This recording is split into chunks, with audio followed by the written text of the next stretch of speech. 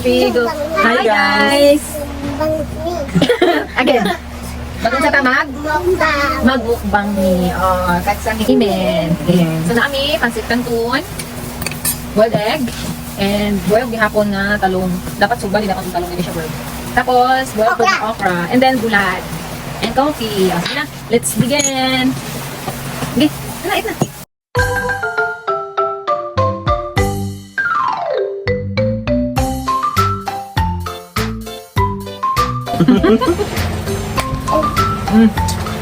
Ayan, may okra.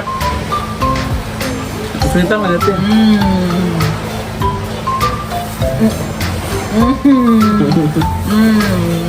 Sige ka na si Cody na.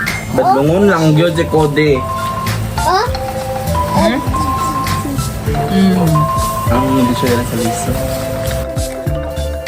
Okay, tungkol sa kalami sa bulad sa pansit canton o kuban pa namong mga boiled ng mga niluto, lami gid kay siya is sa kabuntagon na binadapin sa baybay o sa gulandig black na coffee o to anak sipat o nasigig panghuwa kay nabusog na siya, nag-char na lang na siya kaon dia anyway. Pero ting lami sa paminaw guys, kaon-kaon no. Kuan ba bahalag pinubri basta kay kanunay, balag ginagbay basta kanunay ana no. So lami gid kayo mong kaon ana kay daplin lami sa dagat, lami og kayo ang kuan ang among varieties among mukbang kay naay bulag, talong na ay boiled egg, pansit canton and okra na pagikape nga hastang inita lami kayo with suka pag yun no. So lami kayo na pag yung mga sipak sa kong abay o tuara. So nalingaw gid kayo ko unya lami pug kayo among pamahaw diha.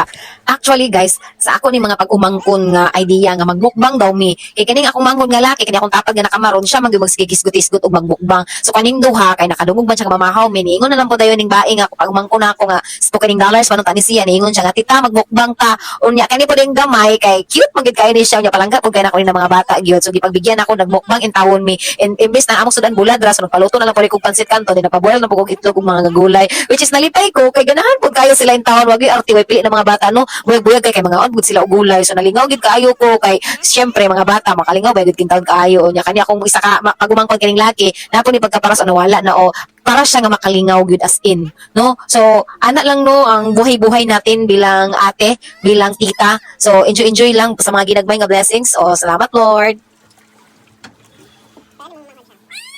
Wait